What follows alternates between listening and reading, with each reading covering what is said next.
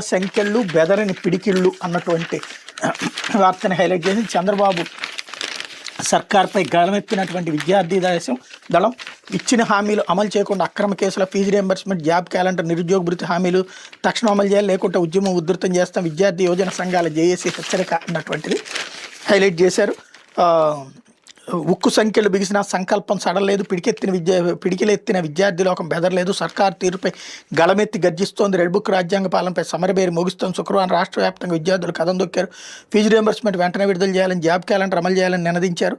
అక్రమ కేసులపై కన్నెర చేశారు. విద్యార్థి యోజన సంఘాల ఆధ్వర్యంలో కలెక్టరేట్ల వద్ద ధర్నాలు చేశారు. విద్యార్థి యోజన సంఘాల నేతలపై రౌడీ షీట్లు ఓపెన్ చేసి అక్రమ అరెస్టుల నిర్బంధాలకు పాల్పడడాన్ని ఖండించారు.